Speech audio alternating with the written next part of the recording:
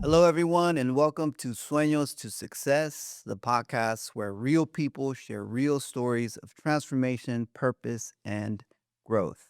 I'm your host, Dr. Victor Rios, and today's guest is a true public servant, someone who has spent decades fighting for underrepresented communities, people that have been left behind.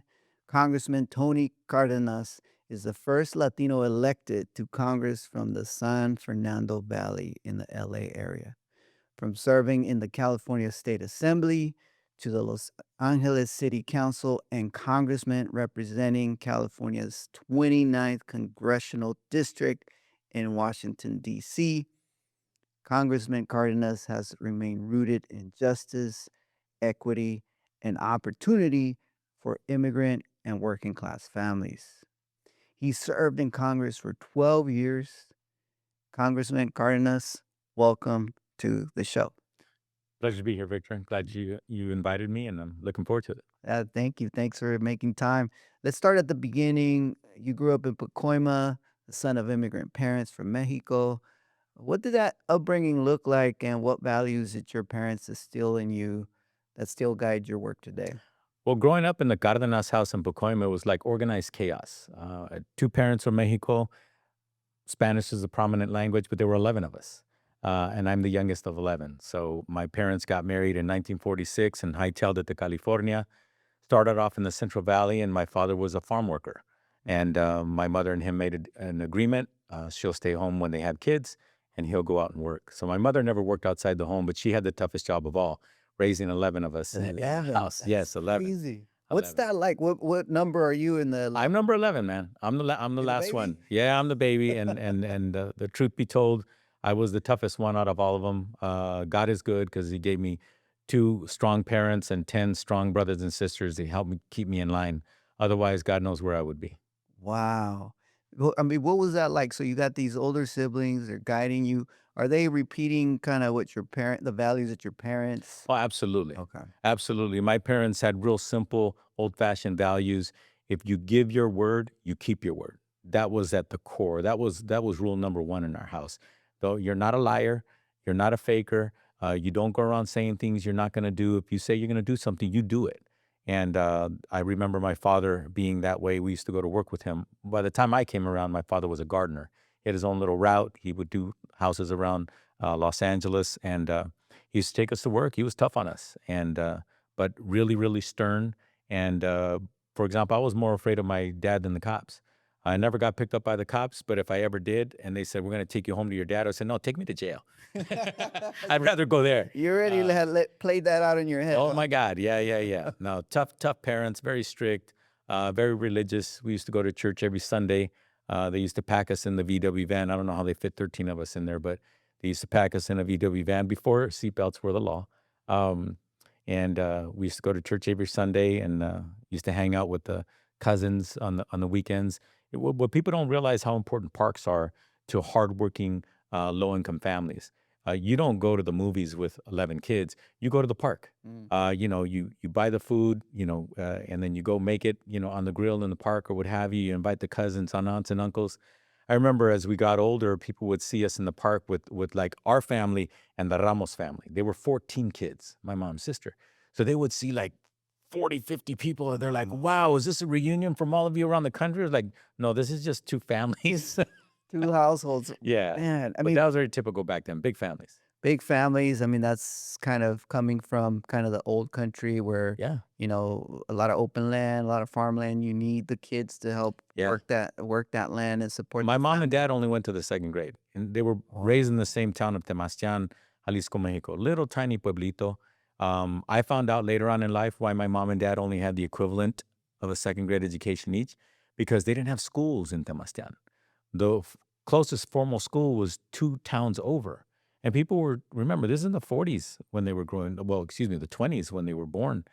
So they didn't have cars or anything like that. So they would pick somebody who knew how to read and write and say, Senorita Maria, you're going to be the teacher. And they would just cobble together what they could to help to teach the kids how to read and write. So that was the education my parents got. So when they came to this country, they were like, whoa, there's a school right there and my kids can go for free.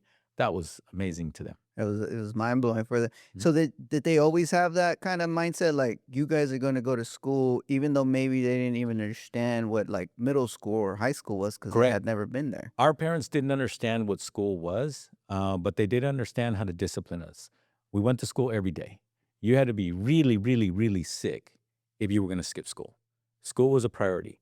And then, secondly, if you got bad grades, they didn't know what an A or a B meant, but they knew what an F or a D was. Mm. And we got in trouble if we got those kinds of grades. So we all learned really quick we're going to do as well as we can in school. To be honest with you, my sisters, 6 sisters and 5 brothers, there were my sisters were always the straight A students. The boys, we were A and B students. Mm. But my parents, honestly, they couldn't read or write in English, so they couldn't help us with our homework. So we helped each other, and we learned from each other, the brothers and sisters, and we adopted each other's habits of saying, you know what, school is important. I got to pay attention, and also my parents. I got to say this when we used to go to weddings and stuff and quinceañeras or what have you, it was always the Cardenas kids and my parents helping to clean up afterwards. And we kind of dreaded that moment. We're all having fun. The music stops. Everybody starts to leave. And I was like, oh. And our Why? parents would look at us like, no, we'd grab the hefty bags and we're helping to clean up. But why? It was just, you do what you can for your Mm. neighbors, for your friends. Mm. And this, I remember my dad saying something that used to really get under my skin.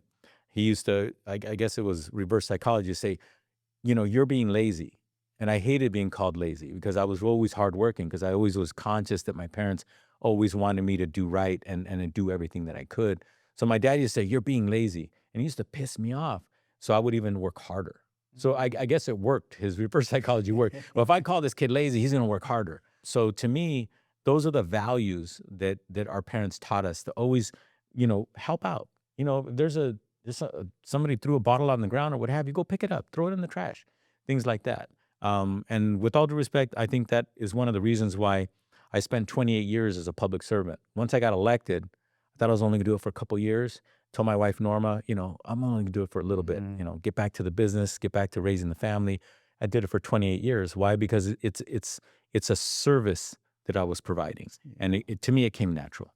Yeah, I mean, a lot of times, what I tell teachers is that sometimes in our community, we might not know what education means in terms of formal or college, but there's something we get told. My mom had a third grade education, and we get told by our parents, and it's vas a ser educado.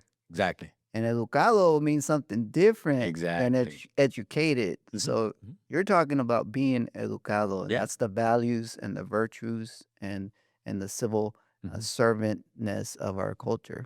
Yeah. Basically, what that means is you're going to comport yourself with respect, Yeah. self respect, and respect for others. That's what it means to be um, educado. But also, at the reverse of that, is saying, no vas a ser mal educado. If you ever told somebody in Spanish, tu hija, tu hijo, your son or your daughter is mal educado, if you say, just translate that in English, oh, your son or daughter, maybe they're in third grade, your son or daughter isn't well educated.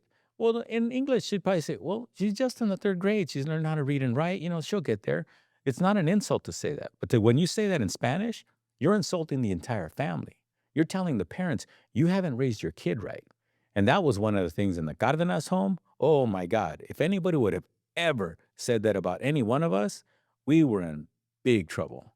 So we were very conscious of always being cognizant of what we're doing every day, all the time. People are watching. We got to be a good example for ourselves, for our community, and for our family. Again, to me, I think those values ended up being the perfect values that allowed me to get reelected over and over and over for 28 years. Wow. Wow. And I want to ask you about that experience because I know we got a lot of listeners out there that are like, hey, I want to be a politician. I want to make a difference. I want to serve my community. And I know you have a perspective on that. But I do like the idea that it's important for us to like start with like that platform of what inspires you. You're talking about the values of education or of serving others that your parents taught you. Now, you were being that taught that by your parents, but eventually what taught you that college was the way to go? Was it your siblings? Was it Was it your teachers? Was it your parents? A combination? Actually, when it came to college, it wasn't so much my teachers, it wasn't so much the community, because growing up in Pacoima, there was this stigma that all those kids are up to no good. They're all gang members, they're all losers, they're not smart. Their parents don't even know how to speak English. Their parents don't care about their own kids. You felt Lit- that attitude in school I with your felt that teachers? attitude in the neighborhood. I felt that in school. Mm. I remember when I got to high school, my 10th grade counselor, my first meeting with her, she goes, "Tony, what do you want to be when you grow up?" And I smiled and I said, "I want to be an engineer." My oldest brother, Richard, was an engineer already. And I want to be an engineer. And she looks at me and she smiles and she says, "You know what? You're probably good with your hands. You'll make a fine mechanic. I'm going to put you in wood shop and metal shop and auto shop." Luckily for me, I had older brothers and sisters who went to college, and I knew back then you had to get your A through F requirements done in high school. Otherwise, you couldn't even get to Cal State Northridge or UCLA or UC Santa Barbara. You couldn't go to those universities or colleges unless you had that taken care of. And so I had to argue with my counselor about taking the classes I needed to be challenged in order to be eligible to go to college. And luckily, I won that argument. But if I was a kid in that same neighborhood who didn't have older brothers and sisters, I would have probably listened to her and say, "Okay, well, put me in those classes. And I guess you know what you're talking about because you're a counselor. You went to college." But luckily for me, I was able to fight back because I had examples in my own home. Mm. What's really unfortunate in a lot of very challenged communities where you have hardworking parents who didn't go to college, too many of those kids will fall prey to that argument, that lie that they can't go to college. And one of the things that I remember in my neighborhood, people used to say, "Oh, college is for rich people," and we weren't rich. So little by little, they were convincing us that, "Hey, college isn't for you, kid. It's for those rich kids." And unfortunately, for far too long in this country, college was for rich kids. But thank God today, because people fought in the streets and some of people even got killed to fight for the right for everybody of all colors to go to college. And now those opportunities are real. Those opportunities are real, and one thing though that narrative is still very prevalent, and that is when people say, "Oh, why are you going to go to college if you're going to get in so much debt?" And and I always think, I got family members, that they'll invest in a nice car, a big truck, Mhm. $70,000 truck, have a big payment. Um, but then the minute I'm like, "Hey, why don't you invest some of that money in, like, your own education?" It's like, no, I'd rather have the truck." And so sometimes it's important in our communities to educate people on what a good investment or even good debt is versus what bad debt is, Mhm. right? Sometimes it's easy for us to go to the luxuries, and that seems to be good debt because it makes us feel good in the moment. But the truth is that even if college does force you to take out a loan here and there, it's still a good investment in the long run. In America, the statistics show that the average person who goes to college in their adult lifetime will make well over $1 million more than the person right next to them that didn't go to college, who grew up right next to them who didn't go to college. So when you look at it that way, you start to realize is, you might pay a little bit more now, but it pays off in just spades later on. So, look, when I went to college, I had a car. It wasn't brand new, but I had a car. So I had the best of both worlds. I had what I wanted and also what I needed. Did I want a brand new car? Yeah, but it just wasn't in the cards. So I got a used car, fixed it up. It got me around, and then I was able to have the best of both worlds. But some of my friends did fall prey to that, and they could have gone to college. I wasn't the smartest kid in my neighborhood. I was just lucky enough to have the right examples enough in my life to make enough of the right decisions to be able to go from high school to college.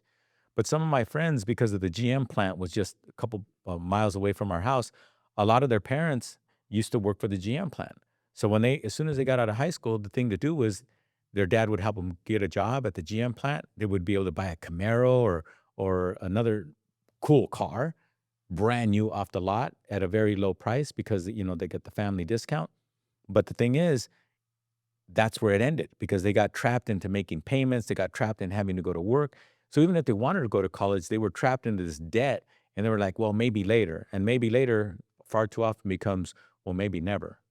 Do you feel like, college like, if I were to ask you, "Hey, did college change your life trajectory?" Oh my God. Yeah. Yeah. Absolutely. It did Mm. for the better. If I would have stayed home, I would have probably done more knucklehead things with my buddies than I should have been doing. I probably would have got in trouble with the law somehow, some way.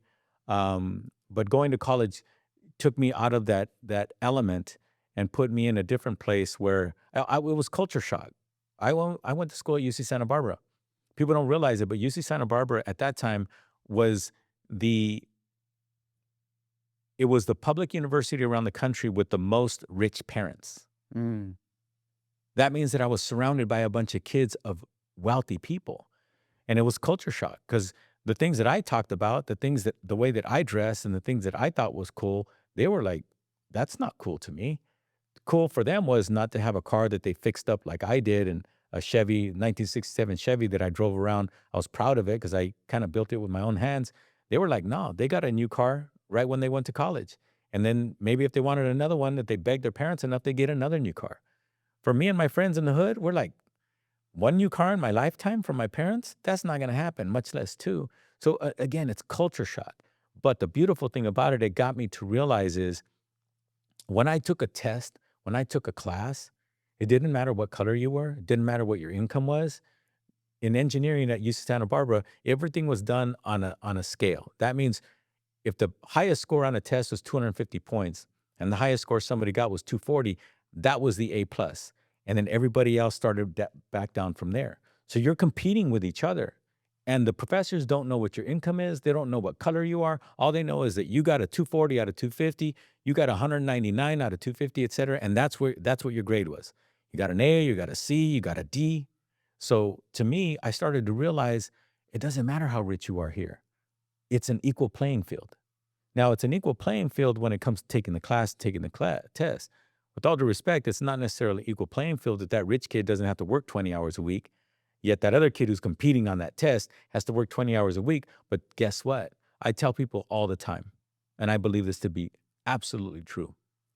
If you grew up in the hood and you make it to college, you're better prepared to compete with those rich kids than those rich kids are able to compete with you Mm. because they didn't have to struggle like you did. They didn't have to overcome those things. They didn't have to hold down a job while getting the good enough grades to get into that university. So by the time you get here, you are tested, you are tried, and you're going to do just fine. As a That's matter of fact, you're better prepared than the rich kids to actually make it through college. That's right, because you already know what a triple shift is, having to Yeah, work 3 jobs on top of school or 2 jobs on top of school, and exactly. that's what college is. You gotta work multiple jobs even if you don't have a job. Yeah. You're Instead of working. your parents carrying you, you're helping to carry the your family. When I got my first job, and so did my brothers and sisters, every time we got paid, we would on our own, we would give our parents some money. I mean, they're raising all of these kids, they're keeping the roof over our head or what have you. It just felt right for me to say, look, I can buy all the tennis shoes I want now. I can buy some nice clothes now. I have all the things I want. But the thing is, to me, it felt like I was part of the family and I could contribute. So to me, by the time I got to college, I knew what it was like to go, okay, I ain't gonna eat much today. Okay, I look at my wallet and say, I thought I had 20 bucks. I only have 10. Well, I guess I'm gonna have to settle on splitting a pizza with my friend instead of getting my own. But it was fine, right? So the thing is, those struggles to me, they're golden. And now, I spent 28 years and 12 years in Congress, 28 years as an elected official. By the time I got to Congress, I was running circles around some of my colleagues because I was always willing to work harder, work longer, work smarter, and then actually inspire my staff to do the work. Before you know it, when they knew that I was carrying a bill, people were like, get out the way because this bill's getting done. So Mm. but the reason why I say that is it's not that I was the smartest. It's just that I took everything that I learned throughout my life. I took all of that and I said, you know what? I'm here to make the best of the situation, not for me, but for everybody else. My motivation was when I was an elected official, when I was in Congress representing people all over the country, was to make sure that I did my best to get the job done because people were counting on me. Mm. People were counting on me to do the job. Mm. That's powerful, and just to hear how the hard work ethic gets passed on to us even when we join the professional class. So, like, maybe our parents are working class, blue collar, in the field, in the landscaping, in the restaurants. My mom was a dishwasher, but you watch them work so hard. It's just whether they call you lazy or not, somehow it just gets passed on to you. And Yeah. then that hard work ethic, you bring it to the professional world and you're like, wait, I'm done with my job. I'm done with my next book. I'm done with my bill. I'm Yeah. done with what's next? Let's roll up our sleeves still. But by contrast, you're seeing people go home early. Yeah. Your colleagues are going home early. You're like, man, I got plenty of work in me today, this week, this month. I'm gonna get my job done.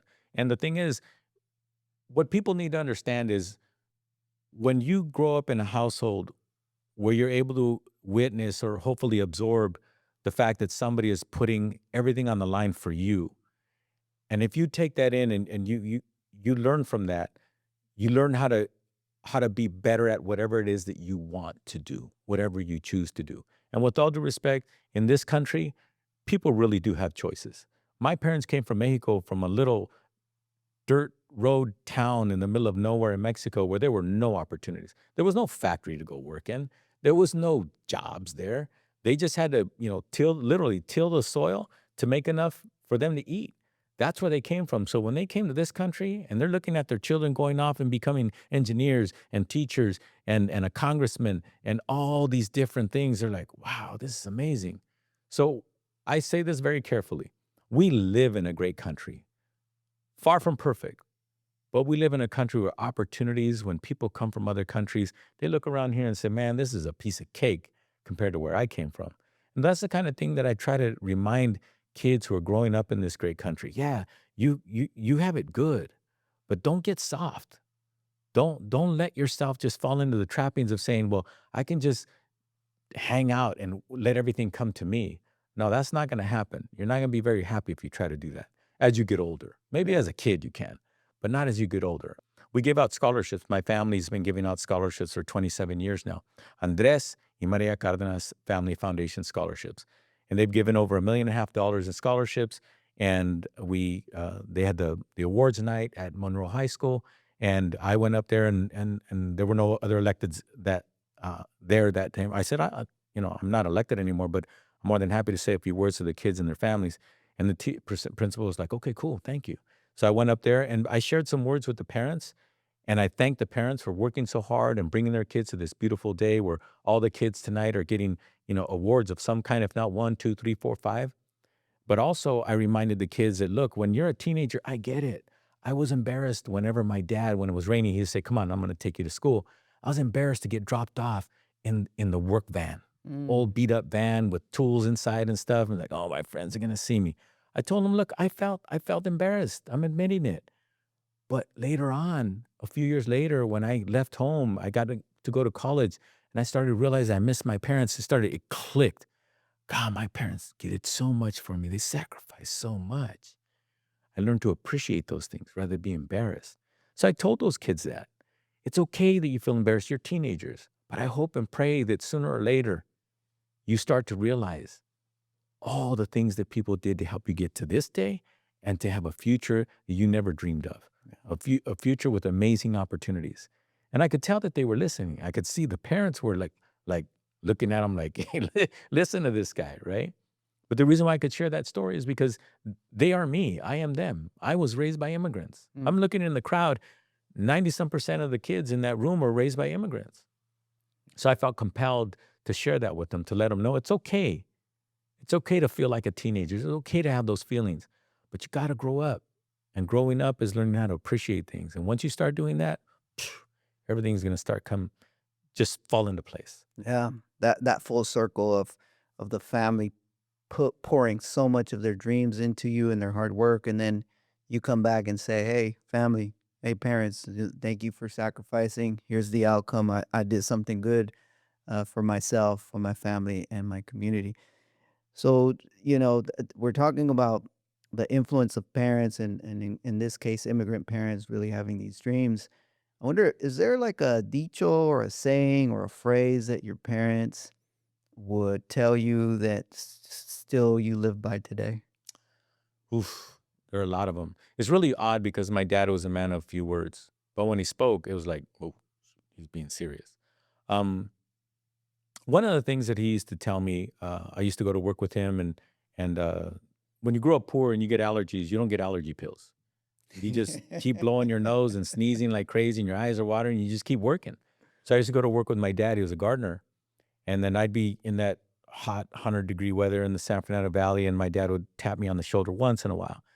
And I'd look at him like, "What? Like, what I gotta do? Like, am I doing it wrong or what?" And he goes, um, "Do you wanna do this for the rest of your life?"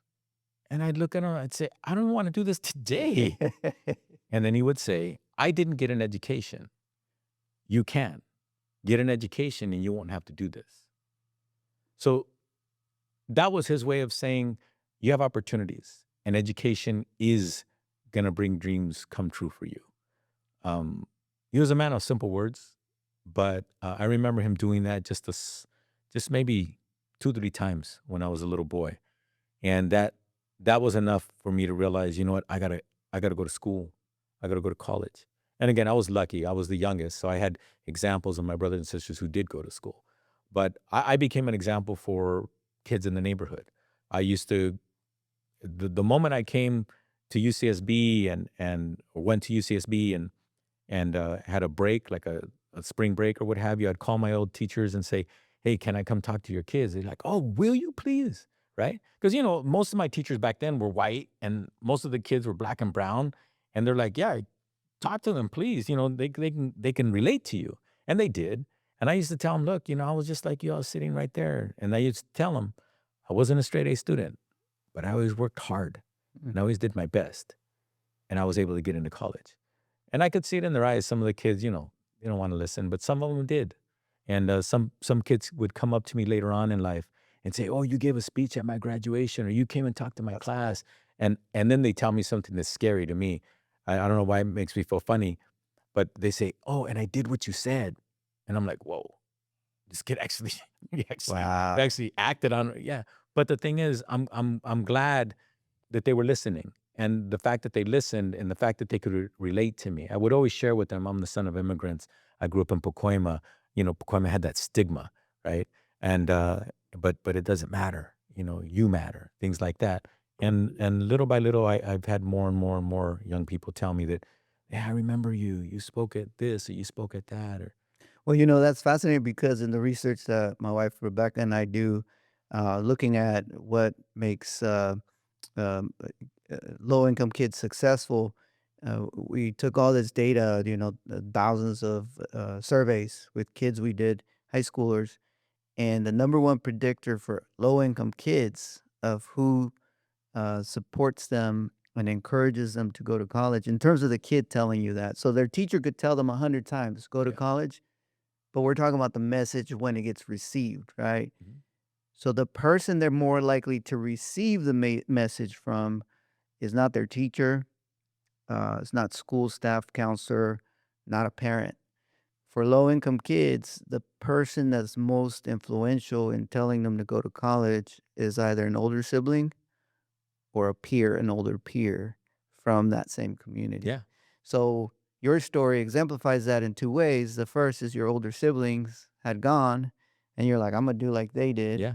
And then the second is then you became a mentor to younger people in your community, and they listen to you more than they listen to their teachers.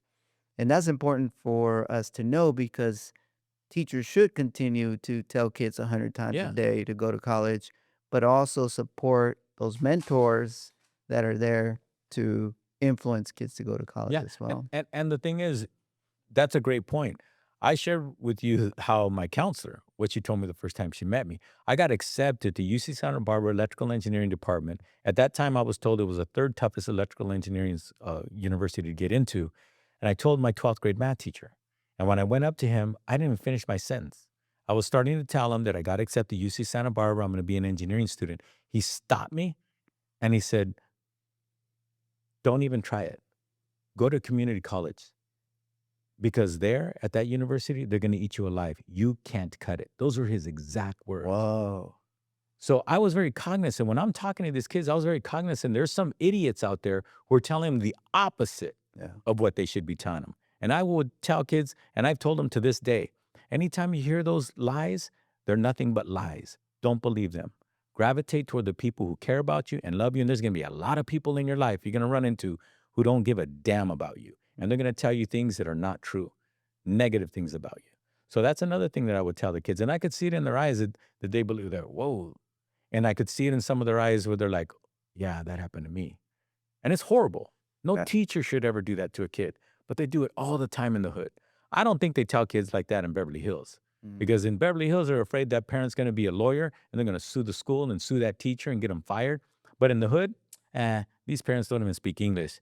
I can tell these kids whatever I want. mm. And that's one of the reasons why I kept running for office. I wanted to be part of the positive influence in that community saying, oh, you mess with these kids like that, I'm going to be in your face. Yeah. As in me, a powerful person, an assemblyman, a councilman, a congressman, my staff is going to come to your school and start asking questions. Why are they talking to kids like that?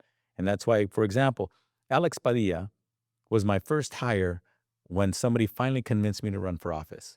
It was a Chicano activist who kept bugging me and bugging me and bugging me. And finally, after about 6 months, he got into it with me. I won't say the word he used. He says, you don't effing care about your community. And I said, F you. Yes, I do. And then I started rattling off all the things that I was doing for my community. I'd left engineering, come back to my community, started a business 2 blocks from my high school so I can hire kids and teach them how to work in a white collar environment and teach them how to, dress nice and have the confidence of knowing they can work in any environment. And I would give to schools. And every time anybody asked me, I would give, give, give. And then when I was finally done telling, James was his name, he goes, that's why you need to run for office. So I went home to my wife, Norma. She grew up in Pacoima like me. We never had a person of color represent us at any level of government in that neighborhood. Wow. And then she And that goes, neighborhood was majority people of color? oh, yeah, the neighborhood, Pacoima itself, that zip code is about 100,000 people. It was back then, about 80% Latino. The assembly district that he was convincing me to run for was 70% Latino. It Wow. was very much a community of color. Never had a person of color representing the entire San Fernando Valley in any level of government. So what happened was I went home to my wife, Norma. She grew up in Pacoima. We didn't know any better. She goes, yeah, go ahead. I guess it's about time. And so we did. I hired a young man named Alex. So, but you never said like after college or in college or in high school, like I'm gonna be a politician Nope. one day. Nope. I never, Wow. I wouldn't run for student body this or student body that. I was a very insecure, unassuming nerd engineering student. I was always good in math. And that was my niche. I'm like, well, I can do well in math. I'm going to do something with math. So I became an engineering student, eventually became an engineer and then a small business owner. So no, politics was not in my blood. Politics was not even I wasn't student body this or that ever. Wow. So they get to this moment where you get convinced and you hire this young man named I hired a Alex. young man who grew up 2 blocks away from me. He became an engineer, went to MIT, came back to the neighborhood after college, and I met him. And then I told him that, somebody's telling me I should run for office. If I do, will you run my campaign? He said, yeah, I'll do it. 6 months later, finally, James convinced me, and my wife Norma said, okay, go ahead. And then so I told Alex, hey, will you run my campaign? His exact words were, I said I would, wouldn't I? And then he also said something like this, and he reminds me. He goes, Tony, I don't know the first thing about running a campaign. I said, I don't know the first thing about running for office. So let's So go. here's two highly educated top programs in From the the hood. nation, Mhm. engineers from the hood, from Pacoima. All y'all know is engineering, which engineers are trained to fix stuff. I Yeah, know exactly. that. Exactly. But that's all you know. You don't know politics. You Nope. don't know campaigns. You don't know voters. You're not a social scientist, a political I scientist. may have taken one social science class in my life. It was all math No and law physics and all. Yeah, degrees. no law degrees. And both of you are like, we're gonna make this happen. Yep. Wow. So Alex was 22 when I hired him. I was 32 when I ran. He successfully ran my campaign. And then 3 years later, I helped him get elected to the city council. And now he's our United States Senator. It's Alex Padilla. Wow. That's a blowaway story, man. Just Oh, like, check this out. I've known Alex for 30 years now. We were at a dinner. He was helping the Cardenas Foundation. He agreed to be the special guest at a dinner, and people paid money to the foundation to sit around and chat with our United States Senator Alex Padilla. So oddly enough, we started talking about our journeys as kids. All the people at the table, they're all successful. All these people were there. And then Alex was the last one to talk about his journey. And he said that when he went to San Fernando High School, which is the same high school I did, he said his math teacher told him when he found out that Alex was going to go to MIT to be an engineering student, that math teacher told him he couldn't cut it. He told him they'd eat him alive. And I stopped him in the middle of his story and I said, Alex, and remember, I'd known Alex for close to 30 years now. We never shared that story with each other. He heard me tell the story. And I said, Alex, what was the name of that teacher at San Fernando High School who told you that? He said, my math teacher's name was so-and-so. And I said, that was the same damn math teacher who told me that 10 years before he told No Alex. effing way. Yes. Wow. So my message to young kids is this. That ignorant teacher told a United States senator that he couldn't handle it. That ignorant teacher told a United States congressman he couldn't handle it. Wow. So you might be 17 years old, you might be black, you might be brown, you might be a girl, you might be a boy. It doesn't, you might be gay, you might be straight or what have you. But if somebody tells you you can't, understand this, that's a lie. Absolutely. Absolutely. Whoa, that's a beautiful testament. So, according to the Pew Research Center in 2024, there were 62.5 million Latinos in the US, and that's nearly 19% of the population, but only about 9% of Congress identifies as Latino.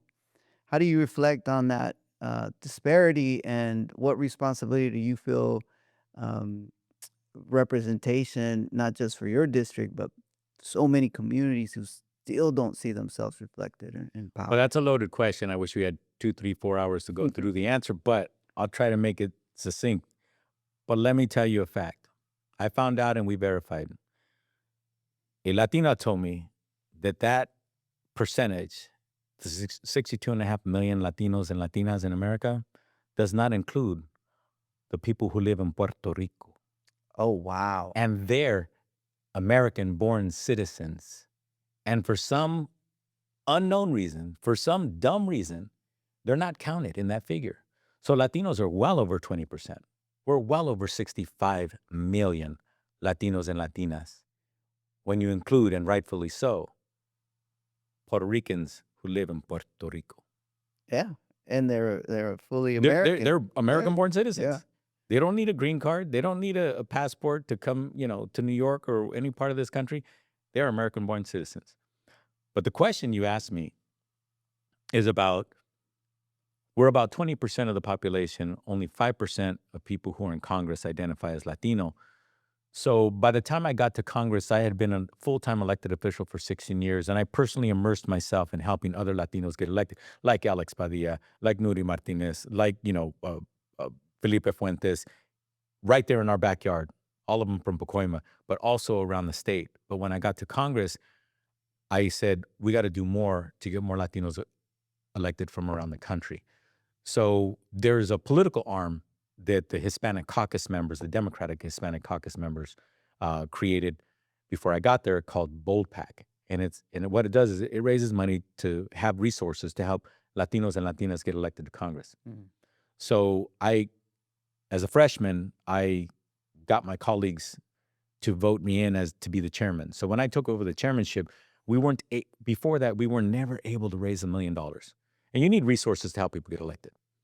We were never able to raise $1 million in an election cycle, which is a 2-year cycle. And I went ahead and promised them, if they elect me, we're going to probably raise at least $3 million or more. And they're looking at me, that's local, but I'll vote for you anyway. You're talking crazy, dude, but go for it. I love your energy. I'll vote for you. So they did. So in the first cycle that I was the chairman, we raised $6 million. Oh, And we helped elect 7 more Democratic Latinos to Congress. And then in the next cycle, we raised over 11 million. And we got another 6 members elected to Congress. And then in the next cycle, I was the chairman for 3 cycles, we raised $18 million. So in 6 years, we raised $35 million.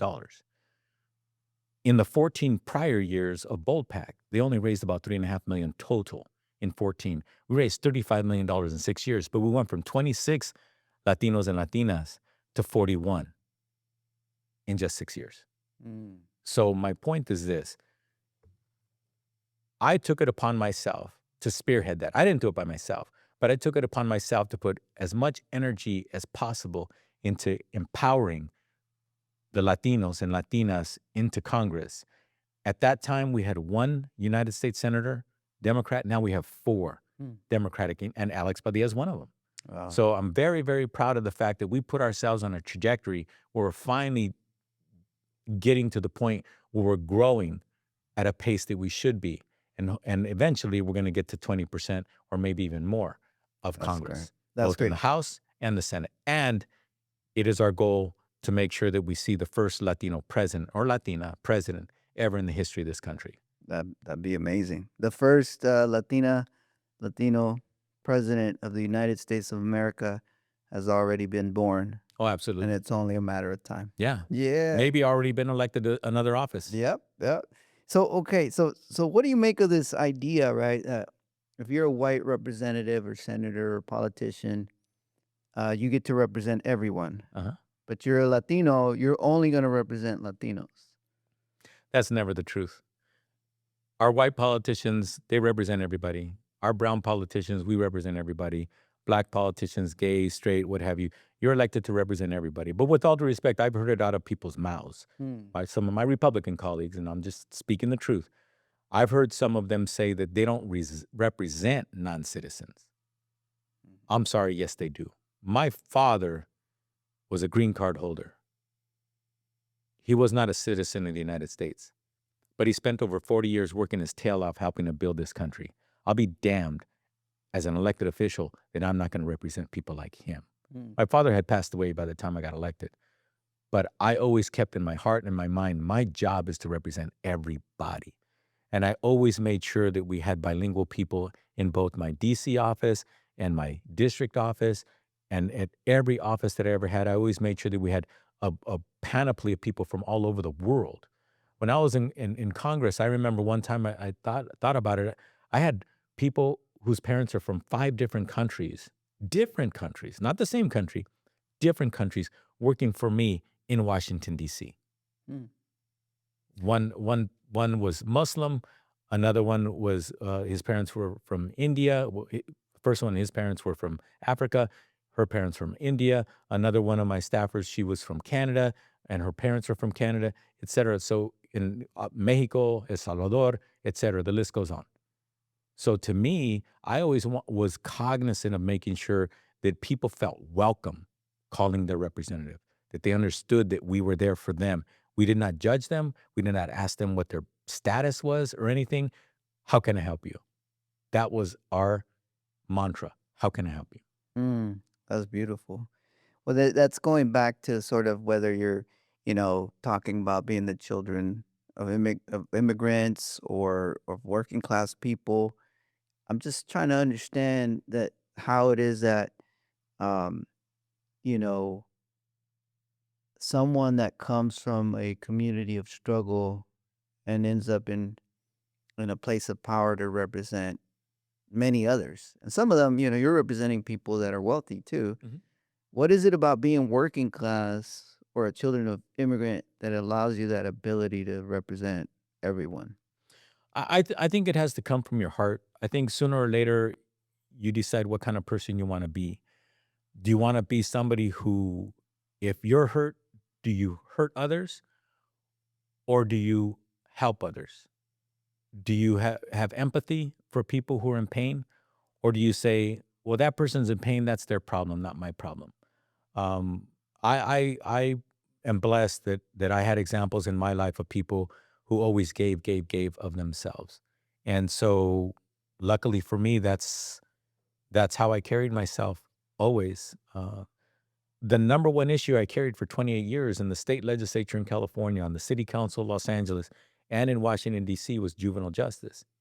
And juvenile justice is a fancy way of saying if you've been affected by the criminal justice system, if you went to juvenile hall, if you were put in front of a judge as a little boy or as a young adult or what have you, what juvenile justice is about, what correcting our criminal justice system is saying, you do not throw that person away. You do not throw that person away. I have a saying that on my side of town, if a kid gets into trouble, well, that's a troublemaker. He deserves to be in jail.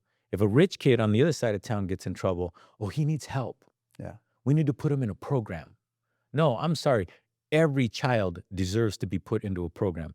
Every child deserves to be invested in. When I got to Sacramento, they were only investing about $10 million or so into juvenile justice programs for the entire state of California, which had at that time just shy of 40 million people, which meant that say half the or one third of the population, about 15 million people or under the age of 18.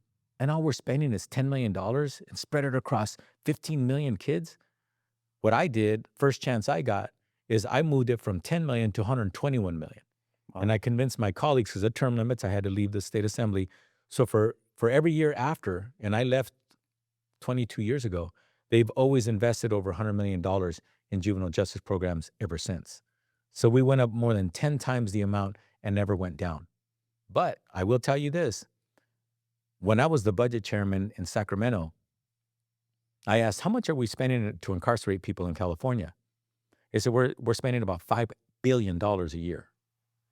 And I said, that's too much. We got to do more to prevent, to get ahead of the game instead of just dealing with people once they've committed a crime. And then about 10 years later, I'd already left the legislature and I was talking to the budget chairman at that time, 10 years later. And I said, how much are we investing in or spending or wasting in the incarceration system in California? And he checked and he goes, it's 10 billion. It doubled Wow. from 5 billion to 10 billion. But yet, luckily, we were able to keep $100 million dollars to help young kids stay out of trouble across California. But what we should have done is went from 100 million to a billion or more. Yeah. So when I got to Washington, I started pouring on the money from Washington to come back to communities like California who are doing it right. So I've always made that my number one issue. I do not believe that we should throw our children away. I do believe that there are ways, very inexpensive ways in the long run, to actually help our kids get back on the right track. That's right. And that's my area of research. That's what I've written books on, young people that get in trouble with the law. Well, And wait a minute, Victor. Not everybody watches every one of your podcasts. So I think it's important, since we're on this subject. Were you one of those throwaway kids? oh, absolutely, man. I was let's see, went to juvie the first time at age 14. Um, was already dropped out of school and my mindset was a fatalistic, hopeless mindset. I've essentially was like, hey, you know what? I want to go to prison. I want to end up dead because I felt like I had nothing to live for at that stage in my life. Too many things gone wrong. I had no father around. My mom was kind of lost, and a lot of bad things happening. And so when I went to juvie, man, I was happy. I was celebrating. I got to juvie, and then I get out and I go and do another thing. I end up stealing a car and getting a grand theft auto felony, and so I could go back and I didn't care. I was, like, on that track. I was on that. I can understand how young people, are like, "Man, I don't care if I go to prison," because that was my mindset too. You're in so much pain and you're just like, "That's where Imma end up or dead, and I'm okay with that." People would come drive by and do drive-by, shoot at us, and I'd just stand on the corner and lift my arms up like I wanted to, die. And so, that was my mindset at the time, and by the 3rd time I got out of juvie, I'm on the streets and my best friend, he passes away, and it's in that moment where I realized, like, "Man, I gotta do something different," and I got lucky, um, because I had this teacher that kinda intervened in my life and became like a mentor to me and taught me about college and got me to catch first, she got me to catch up with my credits. But the most important thing she did for me, she connected me with these college students that were they were Chicano college students that were mentoring kids in the local community. And they were, they look like us. Yeah. One of them, his name was Martin Flores from East LA, and he would always tell And you're a me, kid from Oakland. and I'm a So kid it's not from like you're from Oakland. East LA. But you could No. identify with each other. Yeah, man, he had the same story, immigrant parents, hard work ethic, his little brother unfortunately had passed away to gun violence, and he was advocating for the community, and he was like, "Hey, man, people like us, we could go to college." And that was the first time I ever heard anyone, and remember what I said, maybe the teacher had told me 100 times, "Go to Got it. college," Uh-huh. but it's the resonance of a peer mentor or someone from your community is telling you, "Hey, we can go to college." That matters. And when he said that, man, he fired me up and I applied to Cal State and I ended up at Cal State and then Berkeley and that for my PhD. And that's when I started to study kids that get in trouble with the law. And one of the key findings is exactly kind of the work you've been doing, which is diverting funds to diversion programs. Yes. And LA County has become like a national leader in this. They call it pre-adjudication Yes. diversion programs, which I know you were kind of one of the masterminds of, but at the larger level. But what it is that now, instead of with research like mine, where you give a kid a ticket, that's where the school to prison pipeline starts because they get a Mhm. ticket. Mhm. Kids don't care; they'll throw it away. They go before a judge. The judge is like, "Hey, you know what? You have a ticket. Don't worry about it. You're just on probation." But when you're on probation, you lose all your rights. Yes. So you could be at your grandma's house and the cops show up, they could search your grandma's house. So then kids get in a lot of trouble and they end up there's a lot of them I go visit when they're in prison, 5, 10 years later, and I'm like, "Hey man, how'd you end up here?" And they can't tell me. They didn't commit murder, they didn't commit violence, they didn't do aggravated assault, they didn't do home invasion robbery, heavy stuff. They didn't do. They didn't get caught with fentanyl. Like, how'd you get here, man? I don't know, man. I just like made a deal because I was on probation and then I violated and then I turned 18 and I ended up in county. I got in a fight in county and then they charged me for that and now I'm in prison. Yeah. And so we wanted to reverse that and seeing these programs where you don't ever send a kid to be adjudicated in the system and instead you send them to get mentored, to get Exactly. programs and all that But funding. that's what they do for the rich kids. Yeah.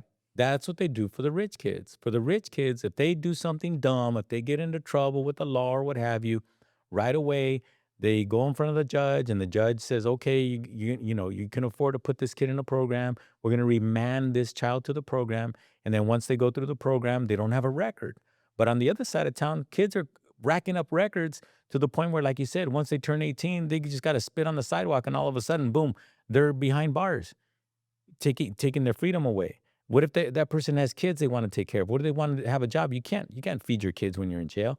It's just this revolving door that in this country, especially people of color, are just caught up in that system, and that system is just not equal. It's not equal justice. And there's some of us who actually have been in office that have been trying to turn those laws around and actually, more importantly, put funding into communities to make sure the communities can take care of themselves. For example, there was something that didn't it existed informally, and now I was one of the ones who helped formalize that in California. Now it's becoming formalized around the country, and that is interventionists. An interventionist is simply this: somebody who's in a community, who cares about that community, who's of that community, and they literally go in the middle of the night to tell kids to put the guns down, to not do the retaliation shootings, or to get the kids, help get them a job or what have you. And for a long time, they did it for free. And I was the first elected official to pull the money together from the city of Los Angeles, the state of California, the federal dollars, and say, no, we're going to get these people paid because they're professionals and they're putting their lives on the line. Now they're realizing that crime has come down drastically in those neighborhoods because they have full-time adults helping those kids stay out of trouble. Yeah. It's not about getting in trouble. It's about helping them stay out of trouble, helping them believe in themselves so they don't have that fatalistic mentality that you just described. Yeah. Victor, I know you. You have a beautiful family. You have 3 beautiful kids. You have an amazing career. You're actually a trailblazer in your own right in what you do as a professor and the books that you write and the talks that you give around the country. And people not only in this country are listening to you outside this country and learning from you. But then again, all it would have taken is one fatal turn and you wouldn't be here doing that stuff. And what pisses me off is you're Victor, but there's a lot of victors out there Yeah. who ended up dying early. A lot of victors out there who are doing life in prison that could be doing beautiful work just like you, but they've been just thrown out of our system and they're just shunned and they're actually thrown away. And that's something that I think more and more people need to recognize, and more people need to realize that we're stuck on stupid in this country. Mm. To spend over $200,000 a year to incarcerate a child in California. That's how much it costs. When you put a kid in juvie in California, it costs over $200,000 a year. You can send them to the best university in the world. It doesn't cost you $200,000 a year. Yeah. The average cost for any state in the United States is closer to $100,000 to incarcerate a juvenile for 1 year. Yeah. So my point is this: we're stuck on stupid in America, but thank God there are some of us who are actually working to put the mirror in front of America's face and say, this is stupid. This makes no sense. Even to the most conservative American, they get pissed off when you finally educate them and say, we're spending $200,000 a year to put a kid in jail. They're like, what? My tax dollars? You're what? Yeah, no kidding. For just $5,000 or $2,000, we can put a program in the community. $2,000 a child, $3,000 a child. We can keep them out of jail. That's how I get my Republican colleagues to be like, where do I sign me up? How do we do that? Yeah, and we've seen changes based on your work, the work of others. So in California, where 20 years ago there was 5-6 times more kids locked up in California. That number has drastically reduced. Again, some great diversion programs. Some of the diversion programs could improve. Yeah. But we're seeing a lot of impact in terms of providing supports for young people. And that's super important. Congressman Cardenas, thank you for your honesty, your heart, and your hustle. Your story is a reminder that our dreams aren't just our own. They're part of something bigger, something collective, our families, our communities, our cultures. To our listeners, keep building, keep voting, keep fighting, because our voices matter and our future depends on it. Thank you for listening to Sueños to Success. Thank you.